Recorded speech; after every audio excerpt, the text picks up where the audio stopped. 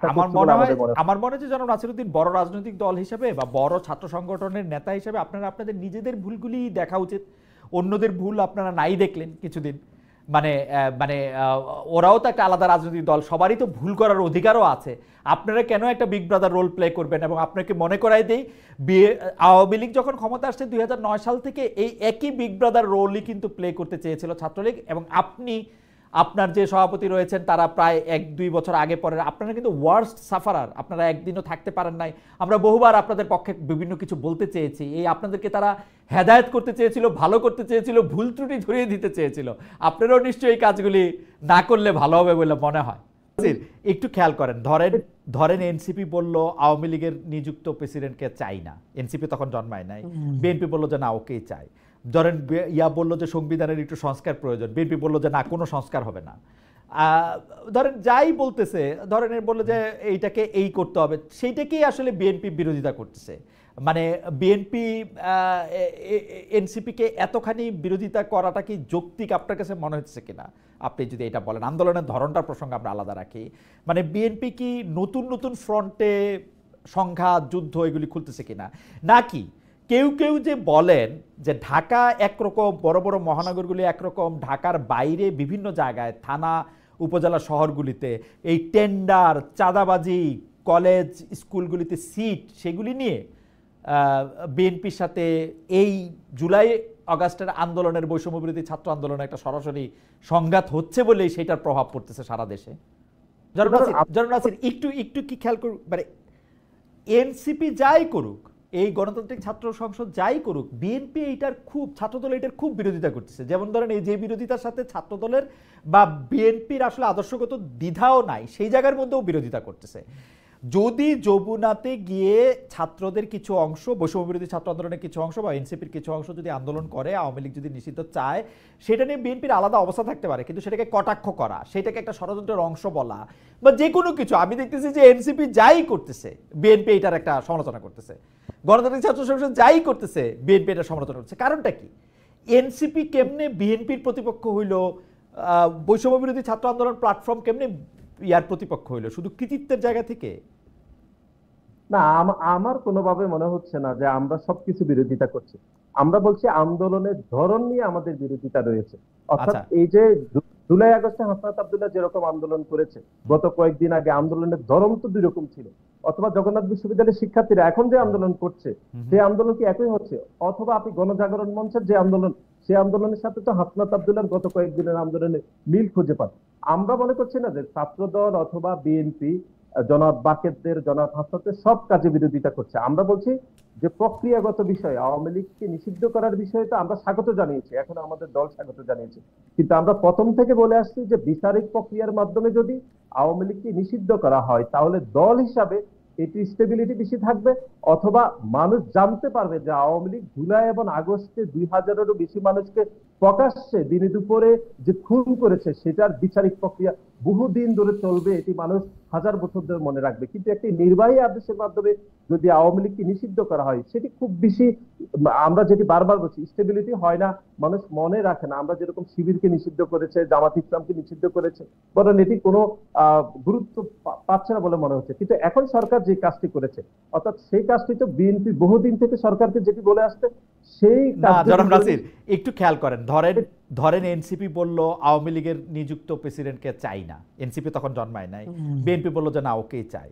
ধরেন বললো যে সংবিধানের একটু সংস্কার প্রয়োজন, বিএনপি বললো যে না কোনো সংস্কার হবে না।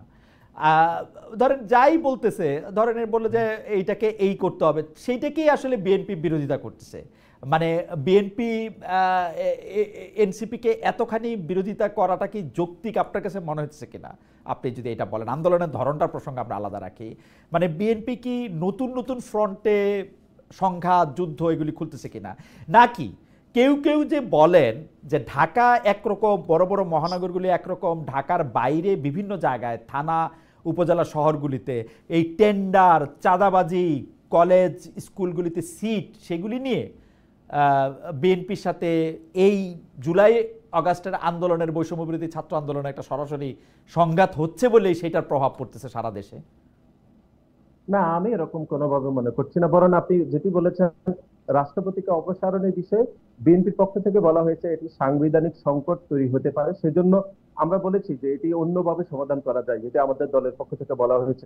আর আপনি সংবিধান সংস্কারের বিষয়ে বলেছেন, আমাদের দল তো বলছে এটি সংস্কার প্রয়োজন রয়েছে, কিন্তু প্রক্রিয়াগত বিষয় বলেছে যে এখন যেহেতু সংসদ বলবৎ নেই, সেহেতু সংবিধান সংস্কার করতে হলে নিশ্চয় সংসদ লাগবে, অথবা বাকি যে সংস্কারের বিষয় সেখানে বাংলাদেশ জাতীয়তাবাদী দলের সাথে নতুন যে রাজনৈতিক দল গঠিত হয়েছে অথবা নতুন যে ছাত্র সংগঠন গঠিত হয়েছে তাদের মধ্যে কোনো বিরোধ আমি দেখছি না।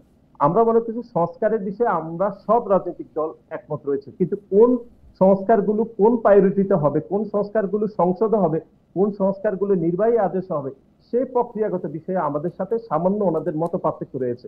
কিন্তু আমরা তারপরে মনে করছি গণ অভ্যুত্থান পরবর্তী সময় যে নতুন রাজনৈতিক দল গঠিত হয়েছে সেই নতুন রাজনৈতিক দলকে আমরা বিশেষ করে বাংলাদেশ জাতীয়তাবাদী ছাত্র দল স্বাগত জানিয়েছে, আমাদের দলের ভারপ্রাপ্ত চেয়ারম্যান জনাব তারেক রহমান স্বাগত জানিয়েছে, আমাদের দল থেকে স্বাগত জানিয়েছে। আমাদের মধ্যে মতবিরোধ রয়েছে, বিভিন্ন বিষয়ে মত পার্থক্য থাকতে পারে, কিন্তু তারপরও আমরা মনে করছি নতুন যে রাজনৈতিক দল গঠিত হয়েছে তাদের অনেক বেশি ভালো করা উচিত এবং তারা জনগণের সমর্থন নিয়ে ভবিষ্যতে আরো ভালো রাজনীতি করা উচিত, কিন্তু সেটি আমরা খুব বেশি করতে পারছি না বলে আমাদের মনে হচ্ছে।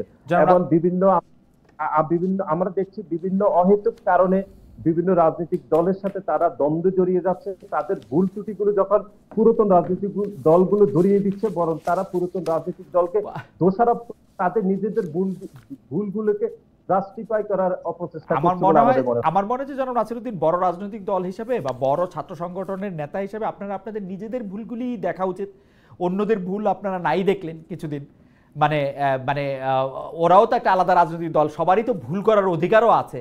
আপনারা কেন একটা বিগ ব্রাদার রোল প্লে করবেন? এবং আপনাকে মনে করাই দেই, আওয়ামী লীগ যখন ক্ষমতা আসছে 2009 সাল থেকে এই একই বিগ ব্রাদার রোলই কিন্তু প্লে করতে চেয়েছিল ছাত্রলীগ, এবং আপনি আপনার যে সভাপতি রয়েছেন তারা প্রায় 1-2 বছর আগে পরে আপনারা কিন্তু ওয়ার্স্ট সাফারার, আপনারা একদিনও থাকতে পারেন নাই। আমরা বহুবার আপনাদের পক্ষে বিভিন্ন কিছু বলতে চেয়েছি, এই আপনাদেরকে তারা হেদায়েত করতে চেয়েছিল, ভালো করতে চেয়েছিল, ভুল ত্রুটি ধরিয়ে দিতে চেয়েছিল। আপনারাও নিশ্চয়ই এই কাজগুলি না করলে ভালো হবে বলে মনে হয়। না না, আমরা একটু শেষ করি তাহলে এই প্রশ্ন। আমরা আসলে ব্রাদারের মতো রোল প্লে করছি না, বরং আমরা বাংলাদেশের সকল ছাত্র সংগঠনের সাথে একটা সৌহার্দ্যপূর্ণ সম্পর্ক আমরা প্র্যাকটিস করতে চাই। আপনি দেখেছেন যে আমাদের গণ অভ্যুত্থান পরবর্তী সময় 2 জন ছাত্র দলের নেতাকর্মী যারা গণ অভ্যুত্থানে সরাসরি অংশগ্রহণ করেছে তারা নির্মম হত্যাকাণ্ডের শিকার হয়েছে।